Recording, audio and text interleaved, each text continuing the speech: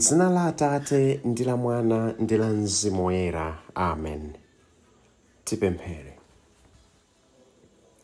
Ambuye Mulungu wachikondi, tikuthokozani chifukwa cha tsiku la lero, komanso makamaka wiki imene munatipasa pamene tikuyamba tsopano kupuma weekend imene Ambuye titsogolere ndi kuteteza kuzoyipa zosiyanasiyana. Pamene tifuna kumva mawu anu, tsekulani mitima yathu. Tikupemphani mudalitse mabanja athu komanso ena onse amene akumana mavuto osiyanasiyana, amene ali m'magrupuwa, komanso onse amene amve uthenga umene inu Ambuye mwafuna kuti tiumve tsiku la lero.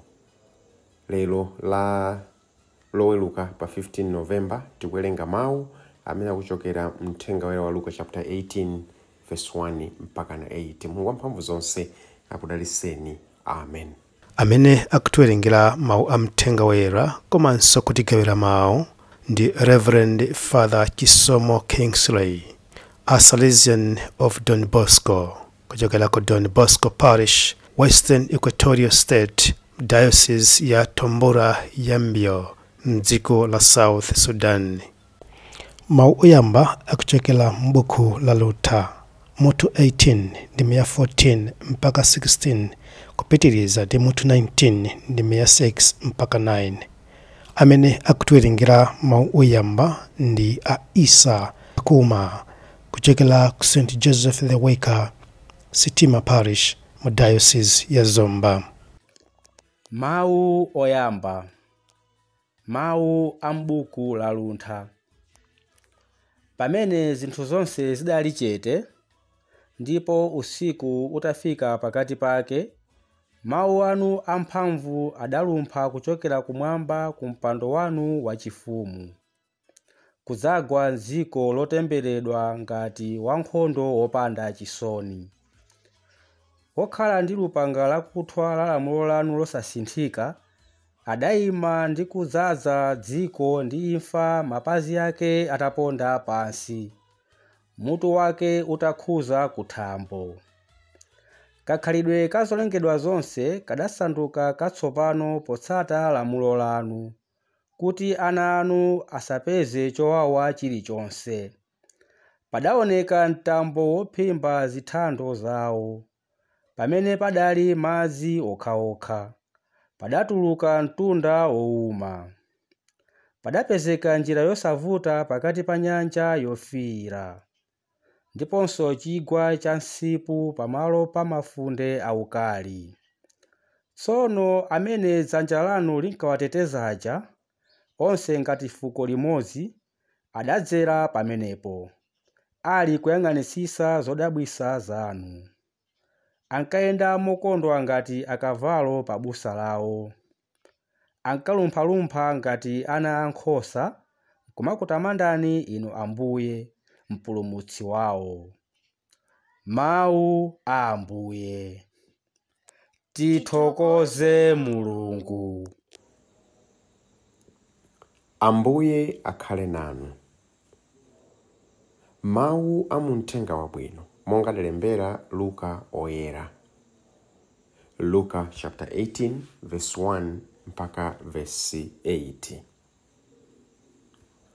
Yesu adawaphera fanizo pofuna kuwaphunzitsa kuti azipemphera nthawi zonse osataya mtima. Adati, m'mudzi mwina mudali woweruza wina amene sankaopa Mulungu kapena kulabadako za munthu. M'mudzi momwemo mudalinso mayi wamasiye. Iyeyu ankabwera kwa woweruza uja kudzampempha kuti, mundiweruzireko mulandu umene uli pakati pa ine ndi mdani wanga. Kwa nthawi yayitali woweruza uja ankakana, kwa pambuyo pake adaganiza kuti ngakhale sindiopa Mulungu kapena kusamala za munthu, komabe chifukwa cha mayi wamasiyeyo akundivuta, ndimweruzira mulandu wake kuopa kuti angandilemetse nako kubwerabwera kwake. Tsono Ambuye adati, mwamvatu mawu oweruza osalungama uja. Nanga Mulungu angaleke kuwaweruzira mulandu wawo osankhidwa ake amene amudandalola usana ndi usiku? Kodi adzangowalekerera? Iyayi. Kunena zoona adzaweruzira mulandu wawo msanga, komabe mwana wa munthu pobwera kodi azapezadi chikhulupiriro pansi pano? Mthenga wa Ambuye.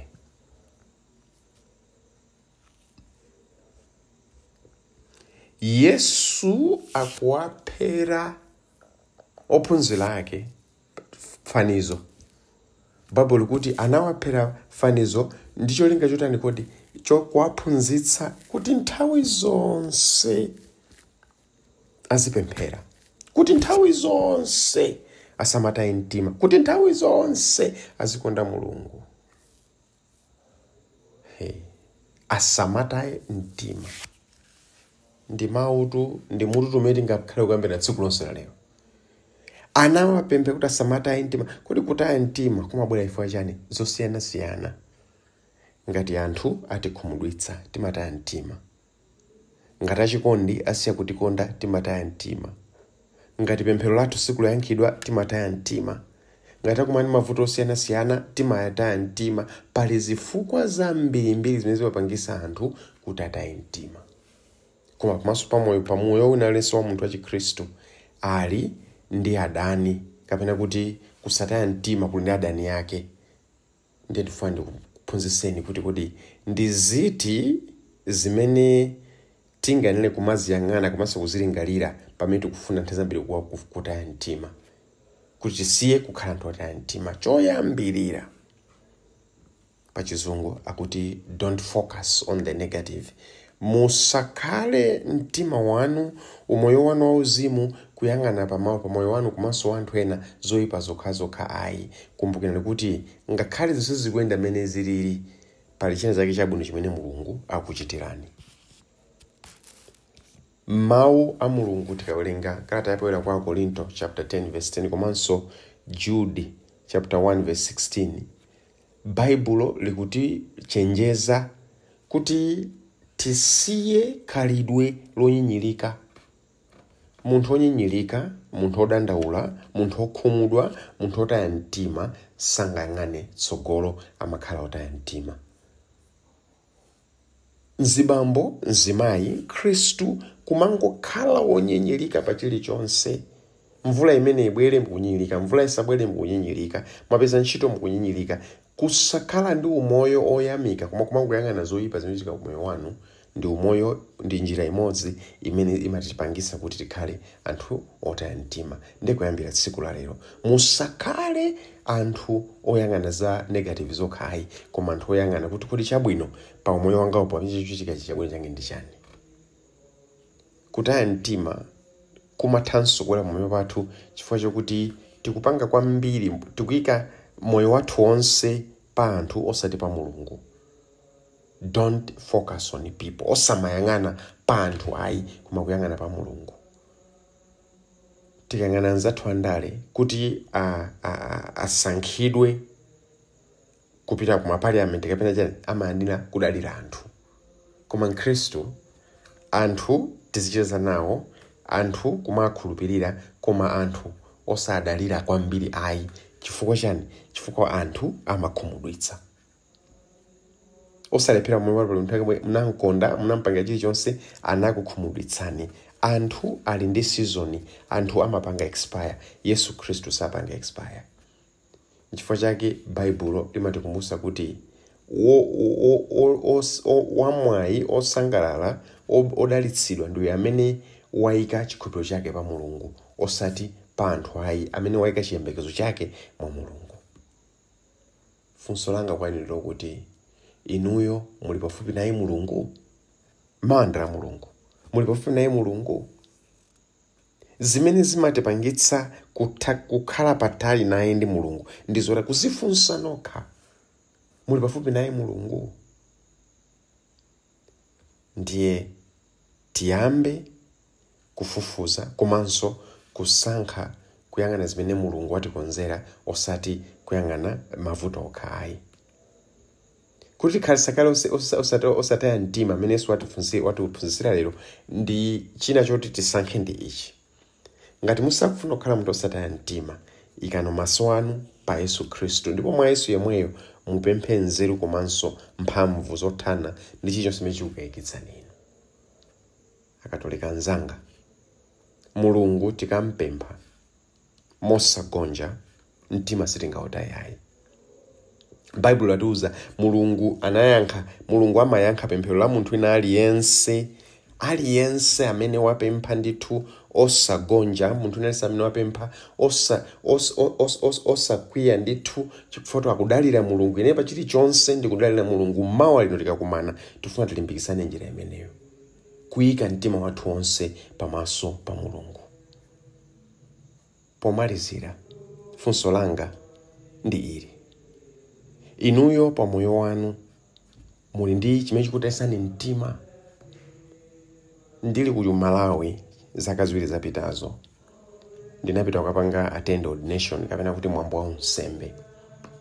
Abishopu msikuwa akuchikwawa anayankhula mawu amene mpaka na lero sindinayiwale ayi. Anati chana bishopu?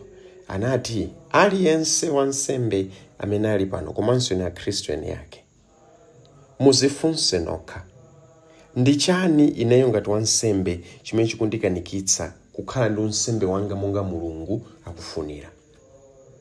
Ndi chani ineyo ngati munthu wokwatira chimene ndikupanga chimene ndikudziwa kuti chichi chikundikanikitsa kukhala munthu wokonda mulungu mmene mulungu akufunira?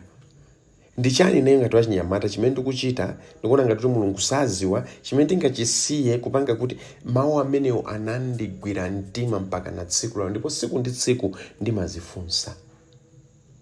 Ndi chani chimene ineyo chikupangitsani kukhala moyo ukayika malo mokhulupirira mulungu mmene mulungu akufunira? Tiye tizipereke kwa mulungu. Ambuye ndikudzipereka, ndikuchosa zikayiko zanga zonse chifukwa inuyo ngati ndapempha mosagonja mulungu ndithudi amadalitsa. Wikendi yabwino, m'dzina la Atate ndi la Mwana ndi la Mzimu Woyera. Amen.